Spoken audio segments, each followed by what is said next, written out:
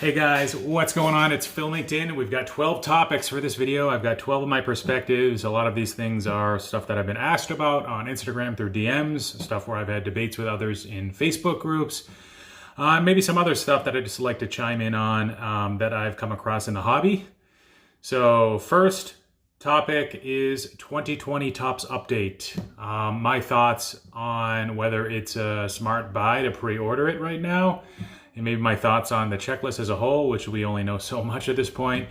But I think the current price point, I think I've seen like around 120 to 140 blowout cards, probably on the higher side of that now. I am out on that price. Maybe I'll be wrong. I do have a need to buy wax for my subscription product, but I won't be pre-ordering any Topps update at those prices. For a few different reasons. First of all, there's a possibility that there are no rookies or very few rookies in the product. We know at this point that Jo Adell is the cover guy for 2021 Series 1, which means that all of the guys that got called up after him this season, so the Joey Barts, Alec Bohm, Christian Pash, Casey Mize, etc., these probably won't be featured rookies in 2020 Topps update. They'll probably be in 2021 Series 1. Of course, there is a chance that there are some short printed true rookies of some of these key prospects, but I think that is a less than 50% likelihood, especially seeing what they did with Yordan Alvarez last year. They held him out for Series 1. Now, Topps has flaunted that there will be prospect cards in 2020 Topps update. If you go to blowoutcards.com, you'll see that in the description of update that they're issuing prospect cards. If you go a little bit further, I think Cardboard Connection has the actual design of the first prospect cards that will be in Topps, not Bowman, we're talking Topps. So Jo Adell was featured in the design prototype, and I assume that other guys will be in there as well. I don't know if Wander Franco will make the cut.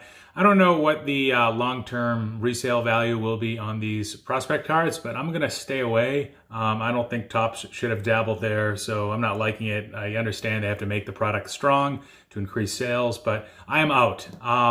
Right now, at least, at that current price point, 120, 140.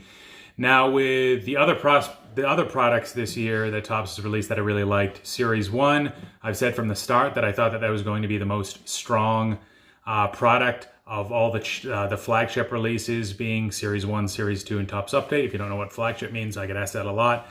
I also like Topps Chrome this year, and what I've noticed is that from a retail perspective, there's been a lot of redemptions, a lot of autographs, a lot of hits pulled. Maybe Topps is trying to make retail a little bit stronger, given that they have less control over the end price with the hobby products, although people are flipping retail, so that's kind of moot.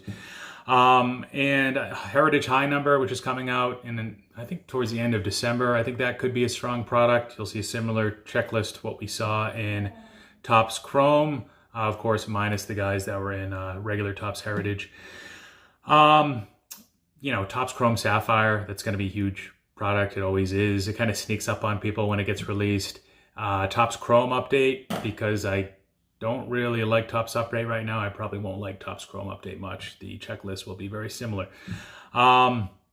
So next topic. There's been people in the hobby, people on YouTube, some of my close friends actually, that have been quite surprised about the current prices of the Fernando Tatis 2019 Topps Series 2 number 410 base card. In a PSA 10, that probably reached a peak of around 275, 290 maybe. It's come back down to about 240, 250. Right now, Tatis is kind of neck and neck with Mookie Betts as the NL MVP frontrunners. Of course, a lot could change in 3 weeks. There's still a lot of baseball to be played. But Tatis is killing it. I think towards the beginning of this season, you know, PSA 10 prices were probably around like 70 to 110, depending on what month. Maybe as far back as January, they were closer to 50 or 60 bucks. And personally, I always thought, like, okay, the Series 1 or Series 2 true rookie card, even if it is their most desirable, most coveted flagship rookie card, I always thought that it just wouldn't sell for the same price as if it had been featured in Topps Update instead, or along with Series 2, which we've seen with somebody like Shohei Ohtani. The Topps Update card sells for more, even though it was issued later. But I don't think that the current price surprises me that much. I think it shows a little bit of a shift. Before, people would prefer the update over Series 1 and Series 2. I think if they had the choice, they would still do that. But I don't think there's that much of a difference anymore. So, and if I'm confusing you, let me try to say it a little differently. I think that if Tatis had been featured in Topps Update instead of Topps Series 2 in 2019, then I think his PSA 10 rookie card at the beginning of the season and maybe in January would have sold for about 20% more in a PSA 10 or raw. But now it looks like people aren't really separating the two, and people are not preferring the update card or building in some sort of a premium if there was an update card. It's almost like they're considering them similarly. And if you look at print runs, the big difference between what's in update and what's in Series 1 and Series 2 is what's in Series 1 and Series 2, those base cards are also going to be included in complete sets. So they're going to be easily attainable, if you can find those complete sets. And in a lot of cases you can in recent years, and sometimes they're still out there in the secondary market, marked up a bit. But if you're to break down the print runs of Series 1, Series 2, and Update is going to have probably by far the most amount of hobby cases that are where the cards are printed. So there's going to be more packs to kind of compensate for the fact that the complete set won't have the update cards, but it will have Series 1 and Series 2. And if you're to compare Series 1 against Series 2, generally, independent of the checklist, in a non-COVID year, because this year was kind of funny with maybe production getting cut with Series 2 because of printing presses being affected by COVID, but usually Series 2 will be printed less than Series 1. And again, independent of checklist, I think we saw this for 2019 actually. Series 2 was pretty loaded. Series 1, 2019, not so much. And I think they actually might have printed more of Series 1. The reason for that is because of the timing of the release. It's released in early February, maybe 2 to 4 weeks after the last major Topps release. People are getting excited about baseball. And generally, Series 1 is just more popular for that reason. So factoring in that Series 1 and Series 2 are printed less if you were to take out those complete sets versus Topps Update. And also factoring in that further, Series 2 is usually printed less than Series 1, then the Tatis prices don't really concern me as being like an outlier. I don't think they're going to, retrace a whole lot. Do I think that the Topps Update is still preferable? I do think so. If you're to look at 2017 with Moncada, he's in Series 1 on Update. Update will sell for more. Ohtani, we talked about him. The Update will still sell for more. But if there is no alternative, like for Tatis, then I don't really think it's that big of a deal that his Series 2 cards are selling for this much. Maybe people are just realizing that the aggregate print runs across Series 1, Series 2, and Update really aren't that different. Because again, Update is going to be printed a lot more if you're just to consider the hobby boxes and retail box configurations outside of the complete sets. So Luis Robert, selling for $400. Do I think that that's a good price to pay right now? Well, no, because the PSA pop is super low. Complete sets actually haven't been released yet. They're being released a little bit later this year in a couple months, I think. So both of these things are going to change. They're going to put some at least immediate downward pressure on Robert prices.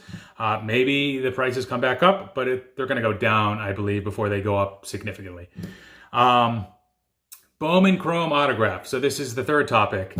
I did some research recently. I showed in a live stream that I uploaded where I was comparing prices for 5 key players over the last 18 months with their flagship rookie card, which in most cases was Topps Update. Actually, in all cases for these 5 players, it was Topps Update. If they had one, Wander Franco doesn't have a Topps card yet. So I compared the flagship card against the performance of the Bowman Chrome autograph. And I also looked at the regular Bowman Chrome base card because I thought that was interesting too, but that's not really the subject of this topic. But basically, Bowman Chrome autograph is getting smoked. If you look at the last 6 months, if you look at the last 18 months, the flagship rookie card has outperformed it. You can blame it on a lot of different factors, probably, whether it's market manipulation, whether it's influencers pumping certain cards, whether it's just more collectors coming back in the game and going to what they're used to. And, they collected base rookie cards, and that's what appeals to them. It's just a simple design and it works for them. Who knows? It was a little interesting to me, because when I came back into the game hard in 2014, I was told, it was ingrained in my head, the only strong investment card is the Bowman Chrome autograph, or at least that's the best one to go after. So literally all my searches would be Bowman Chrome, auto. Sometimes I put RC, even though it wasn't really a rookie card, but people would put that in their listings more than first prospect. Then I would put BGS 9.5, because at the time, very few people were submitting Bowman Chrome autographs to PSA. BGS was the way. Resale prices were pretty strong with BGS compared to PSA 10. The gap has certainly widened since then. That's another topic I'm going to talk about soon. But Bowman Chrome autograph, we've seen over the last few months some positive traction. I think this is all net positive news. We've seen the Mike Trout red refractor sold for, what was it, about $1 million, maybe a little over $1 million, and the BGS 9.5. That made national news, that penetrated pop culture outside of just hobby talk and news and blowout forums. Shortly after that, we saw Vegas Dave sell his one-of-one superfractor BGS 9 that sold for about $4 million. Again, national attention, ESPN, articles, etc. And since then, we've seen the base card of Mike Trout just last week broke a record, $50,000, and that's in a PSA 10. And this is all great stuff. I think over the last month we've seen records broken for non-Mike Trout cards in PSA 10s. Juan Soto and Fernando Tatis, I think they've had sales that have been greater than 4,000 at this point. I think prior to that, maybe Acuna and Dominguez were probably the next closest, the next highest. But I don't think anybody had broken 4,000. Oh, my cat's throwing up. Are you okay? She's okay. All right. So this is, you look at Mike Trout's rookie cards. All of them are really hot right now, and most of them have increased by a factor of 2 to 4x over the last 16 to 18 months.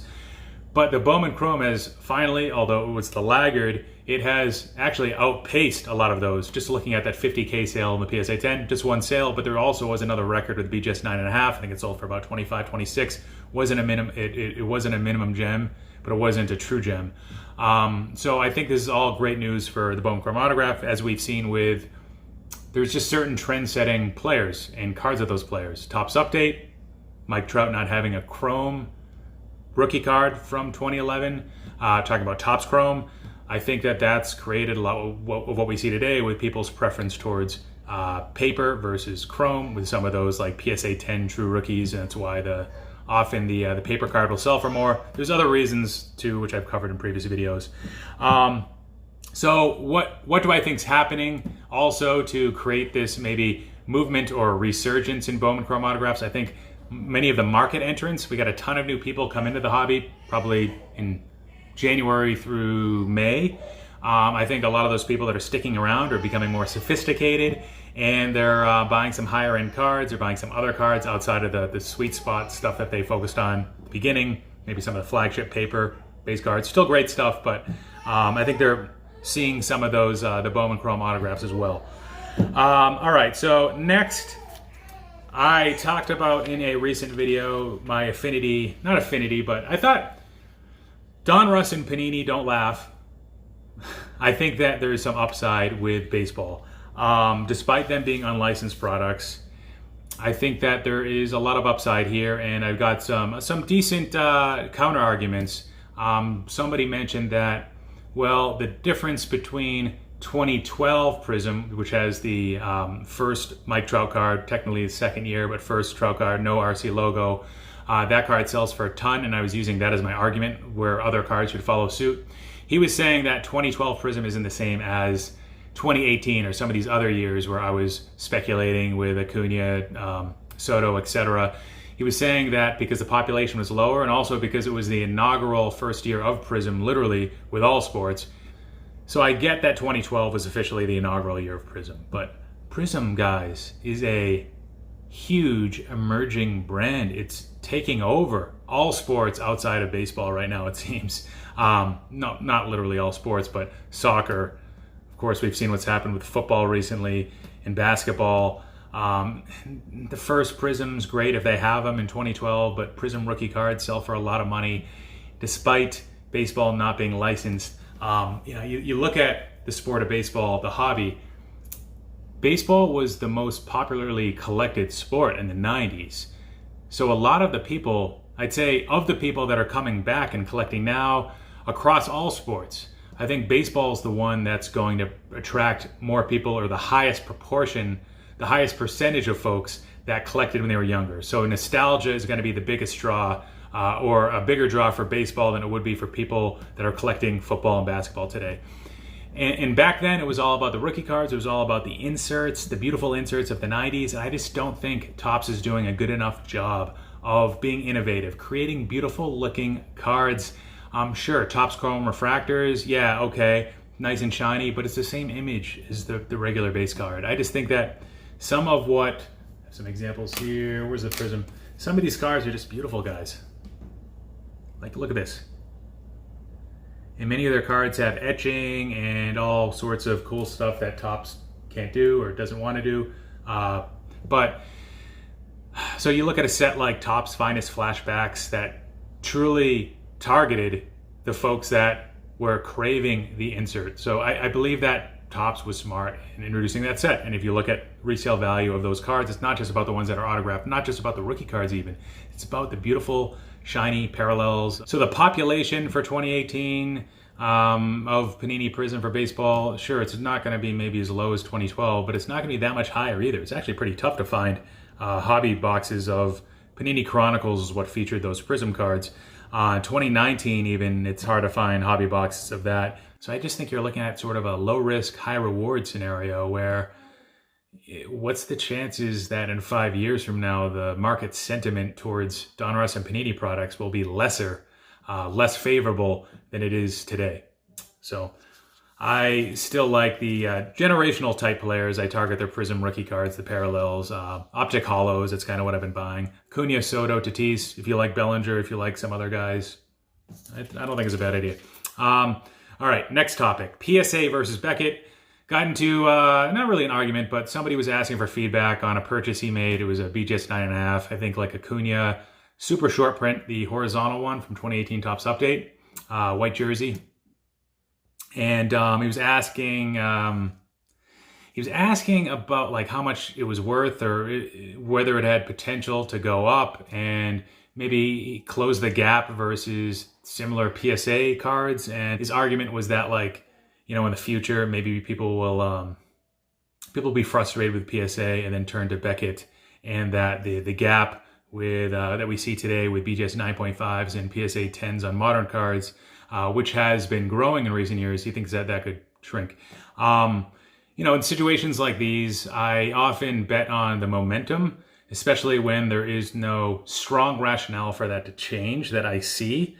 That's all subjective, but I don't think the gap's going to narrow between BGS 9.5 and PSA 10s for modern cards, especially for stuff outside of Bowman Chrome autographs.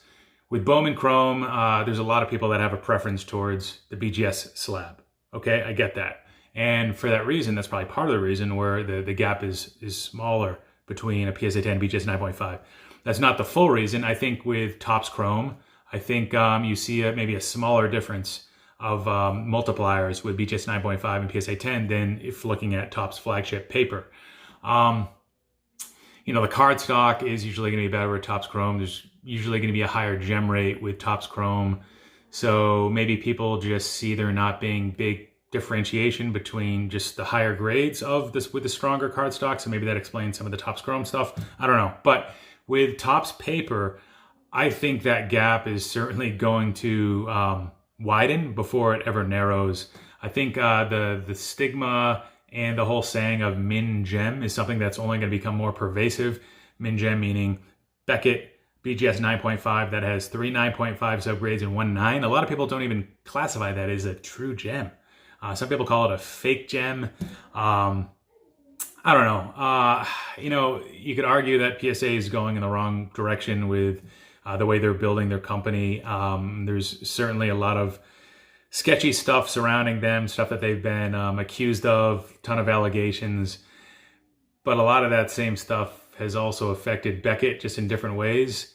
And Beckett's not doing the best job growing their company, where PSA has actually made some strides in recent years to change some things for the better. With Beckett, maybe you can count them on a hand. I don't know. Let's not get into that. But yeah, I disagreed with him there. Okay, so next topic, the base card boom. There was a little bit of a fall recently, especially if you look at basketball, where prices of certain guys have been inflated, went up maybe perhaps a little too parabolically, if that's even a word, and they came down maybe to reflect like closer to the June price levels versus like August, which was a bit higher. So maybe 30% drops in some cases. Guys like Luka, Trae Young, Zion, guys that aren't in the playoffs right now anymore. Giannis, we're seeing that right now with two. Actually, his cards, some of them went down, I think 50%. But so I brought this up before in some other videos. Whether it's baseball, whether we're talking basketball or any other sport, there's a reason why that I often collect rare cards or serial numbered cards. It's not because they always have a greater return appreciation potential. It's usually because they have lower downside risk. So when you're dealing with fewer issues of a card, a card that hasn't been printed as much, there's going to be fewer people that own that card, and for that to fall in price will take, I would argue, more of those people to part with that card at the same time.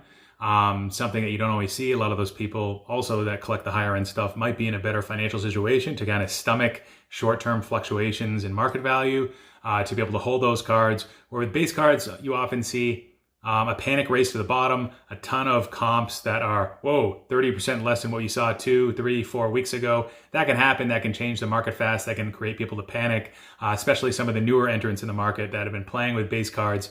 Maybe are over leveraged too. So supply and demand, it's a two-part equation. It's always going to be a two-part equation. So the Zion base Prism, ridiculous print run, ridiculous pop. Earlier this year, it may not have been enough to satisfy the demand. So earlier in 2020, maybe, there was a reason for prices to be what they were. But with rising graded pops, then you have declining interest on top of that. All of a sudden, the supply matters once again. So there are some cards that people think, that guy, Griffey, PSA 10, Upper Deck 89, he breaks the supply-demand function. The only thing that matters is demand. There's never going to be enough supply to satisfy that demand. Sure, that could be a valid argument, but what happens when the demand shrinks? Or you look at a guy like Mike Trout, similar type arguments been made on him, 5,000, 5,500, US 175 tops update, PSA 10 rookies.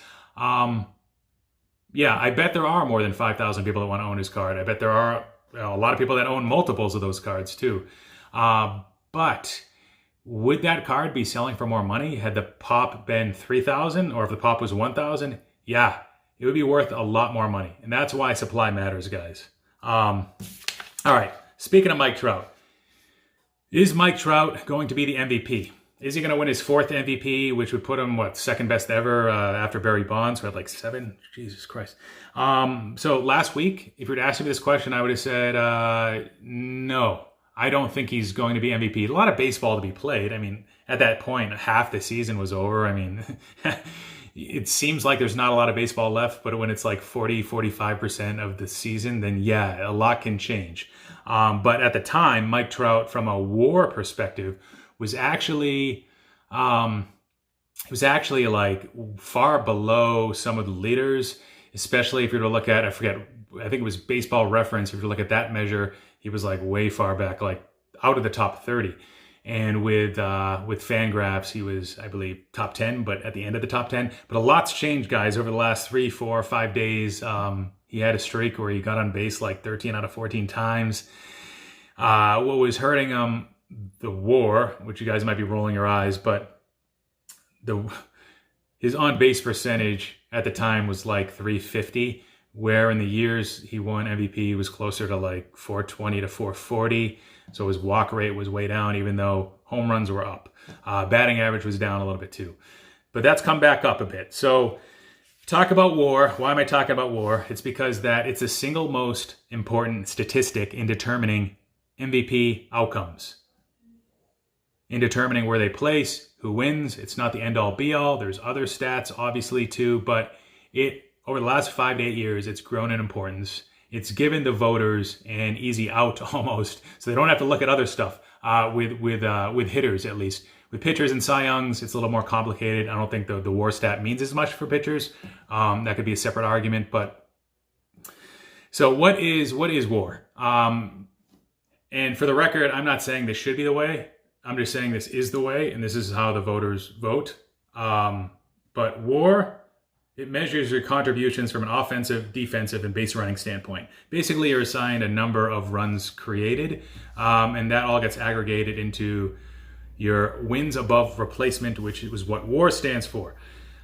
So basically, you're hypothetically, a number is assigned to you that's hypothetically attributed to a certain player based on their performance over a replacement level performance over a backup. So how many wins are they contributing to the team over somebody who's kind of average or entry level replacement type? And usually, it's a cumulative stat. So 4 to 5 range means an all-star. This is if you had a full season. 5 to 6 would mean superstar. 6 plus would be MVP. So there's clearly some issues with WAR. It's non-standardized. There's multiple calculation methodologies. Fangraphs has one. Baseball Reference has one, right? It's hypothetical. Just because your WAR, Mike Trout's WAR might have been 9.7 one year, doesn't mean that he actually gave them 9.7 wins. How can you even determine that? It's theorized that his performance amounts to about 9.7 wins, but it's all based on formulas that don't really take into account everything.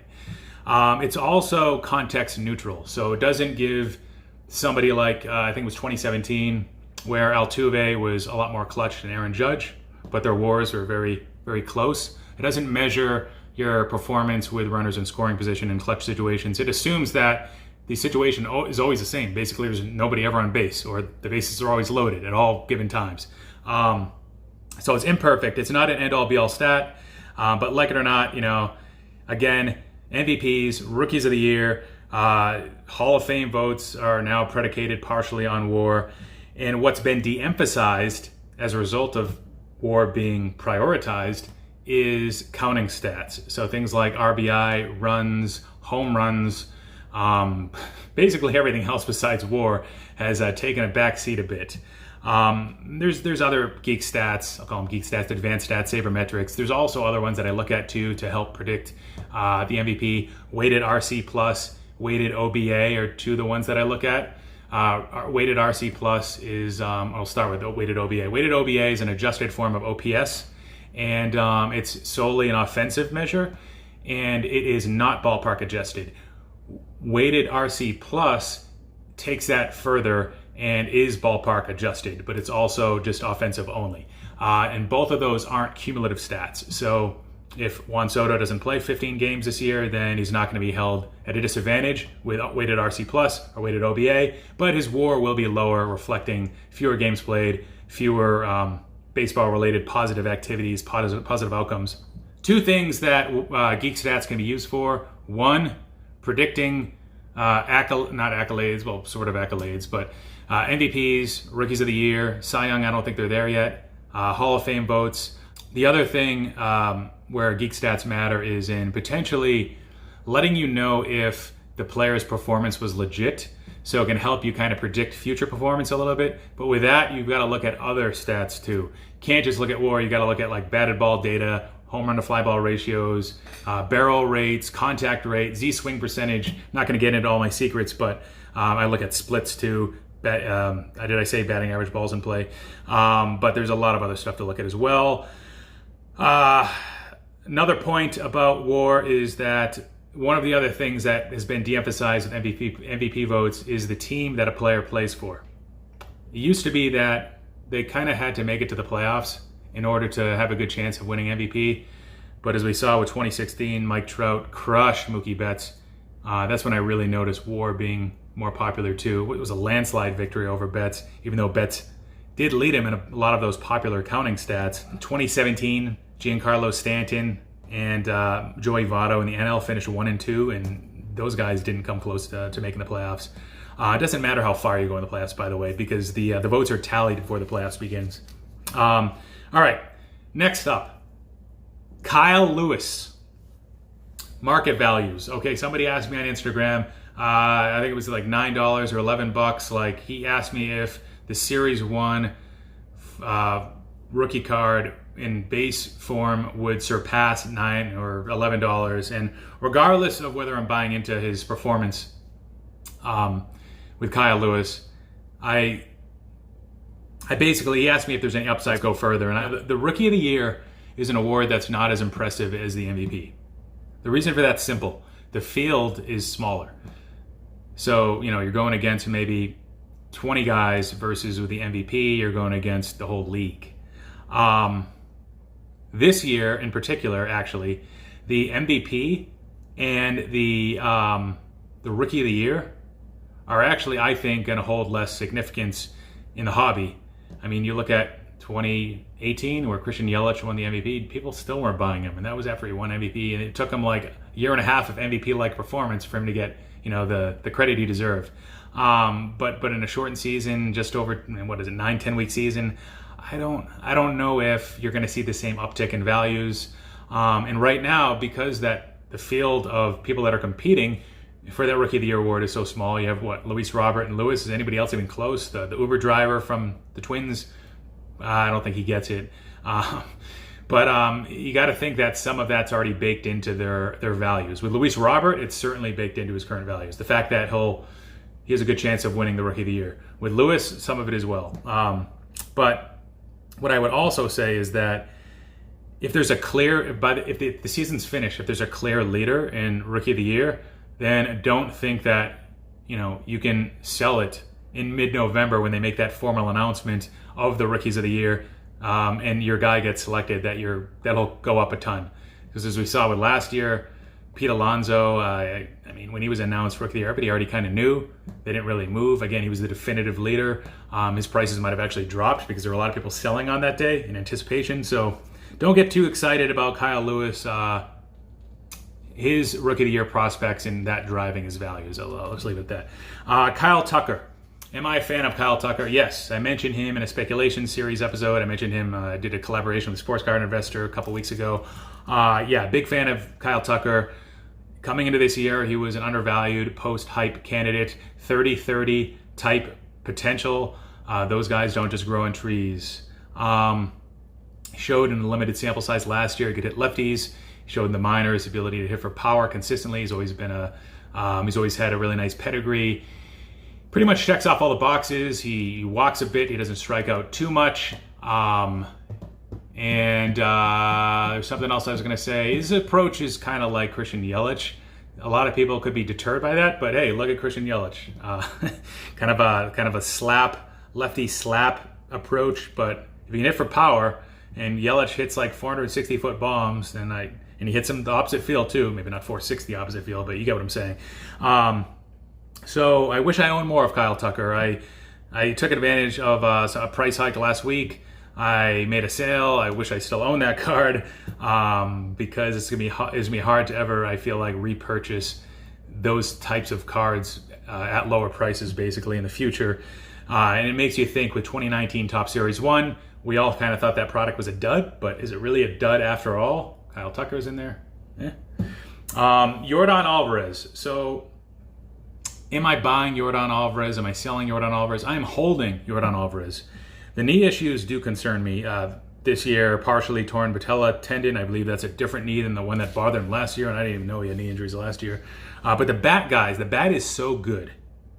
Plate discipline, he walks a lot, doesn't strike out a whole lot. Power to all fields, which again doesn't grow on trees, like a 30-30 profile. Like Tucker, he also hits left-handed pitchers well. And if the Tucker hype shows us anything, it's that hobbyists won't boycott Yordan just because he was an Astro in 2019. Okay? Follow my logic there? 980 OPS, by the way, on the road in 2019. So if they were cheating, he was doing it on the road too. Could he be a career DH with the knee issues? It's so sad to say it with somebody this young, but yes. By the way, Tucker is also very young. That's what I was going to say about Tucker. But short-term performance, guys, is just so important now in the hobby, which we see starting this year. A lot of people with that kind of day trading, daily mindset coming over from maybe DFS, or maybe they're just newer and they're overreacting to performance on the field. I don't know, but it is what it is. It's important, and don't be surprised if Yordan has an amazing April next year and his prices are skyrocketing. Can't really compare him to Pete Alonso. He's just a more mature hitter. He's younger. Not the same market, maybe not as likable as Pete Alonso, but he's a better hitter than Pete Alonso if he's healthy. Hopefully he can stay healthy. So try to hold Yordan if you can till at least 2020. Next is retail is being pulled off the shelves, I'm hearing, at Targets and Walmarts. Why would they ever do that? I mean, it's so popular. Sales must be crazy. It's not taking up that much space. Well, guys, shelf space is very expensive at retailers like Target and Walmart. Target and Walmart have a lot of leverage, a lot of bargaining power, all right, over their suppliers. And sports cards, whether they obviously, obviously there's a lot of sales. Obviously, a lot of the stuff doesn't stay on the shelves fast, but sales are different from profits. Profit margins are really what's going to drive the shelf space. No expert in this, but that's what I would guess. Plus, you got to think about the fights, the loitering, the stalking of vendors, the complaints, the imposition of caps of how much you can purchase, which will actually slow down sales and profits as well. I know a lot of Targets have given people like 2 and 5 product limits, stuff like that. So not surprised, not very surprised that Target and Walmart is starting to drop retail. It's not everything, but I think it started with like some football, and saw on Facebook a few hours ago that it was replaced in somebody's Walmart with a candy section, which is hilarious. Fully stocked, by the way. The Flipper boys didn't get to it. If not that you ever had a chance to get the good stuff at Target or Walmart, I never did. But the fact that this is happening is probably not good for the hobby. It'll put, I'm guessing, more of those products in the form or to the parties that were taking advantage of their leverage. A lot of those distributors, those middlemen that have those great relationships with Topps and with Panini. And I'm guessing that it's going to be even harder to find stuff at affordable prices in the future. But enough of that. So next, the last topic, I think this is the last topic, yes. GaryVee. What do I think about GaryVee? Is he good for the hobby? GaryVee. Let's skip this question. Just kidding. GaryVee is he's great at building awareness for a brand or for a market, for anything. I mean, he's very inspiring to young entrepreneurs. He's helped them better their lives. He's clearly very brilliant from an entrepreneur standpoint. He's a brilliant marketer too. So just see what he's done in the wine industry. And what he's done with the sports card market. A lot of us that didn't just enter in like May, a lot of us have been beneficiaries of some of these price increases. Maybe if you're a collector, it doesn't affect you as much if you're just going to hold everything forever. But a lot of you collectors are also checking eBay comps all the time to make sure that your collections are retaining or increasing in value. So not there, but the possible dangers and risks with GaryVee are that a cynical perspective. So that was kind of like the nice guy perspective of him. If I was a nice person and trying to really watch my words, a cynical perspective of GaryVee. He's proficient at controlling the behaviors of weak-willed individuals that lack direction and that require guidance from a stronger figure. So the folks that are trying to get rich quick. Previously in my paragraph, I called those people aspiring entrepreneurs, young entrepreneurs. But here I'm calling them, maybe they're a little bit weak-minded. Maybe they're a little bit more apt to act on impulses. Have you ever been to a timeshare seminar? And if you have you ever looked around and seen the people in the room? Enough on that topic. But to GaryVee's credit, he's very self-aware. He understands that a lot of people are accusing him of pumping the market for certain players, for certain sports even. He's tried to back off this. He's tried to say, like, listen, I'm not educated in these areas. And I respect that. He's blurred out certain cards to refrain from markets going crazy for any particular issue or PSA 10, etc. Of a certain card.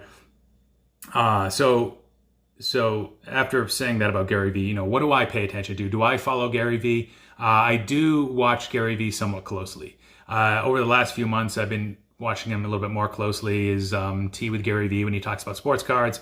I now follow him on Instagram and Twitter. I follow what he talks about. So I'm always a fan and advocate of selling into strength. So if he's gonna, talk about a certain player, a certain sport, certain market, certain anything really, you want to take advantage of that if you can. There's peaks and troughs, and you don't want to be selling at troughs, and you want to be selling at peaks, guys. So if you're a day trader of sports cards, which my holding periods and cards I buy, I try to make it at least 2 weeks. But if you're into comp scene, star stock, and I get that, not trying to say that that's a bad thing, you could make a bit of money just by following what he says and buying some stuff of who he's talking about, and maybe selling it, right afterwards. So another thing with GaryVee that I look at, talked about specific cards, but I think that he's very intelligent. I already gave him credit there. I think that he understands macro trends of markets very well. I think with sports cards, it's come out with understanding, and going back to that original interview with, who was it, Rich Eisen on ESPN? Was it ESPN? Where he talks about the sports card market being a good investment opportunity for 3 to 5 years. And one of his first arguments is because there's not enough inventory for the sneaker flippers, just not enough. So they have to get their hands on something. And I think he was right about that. Recently, this year, he talked about soccer market.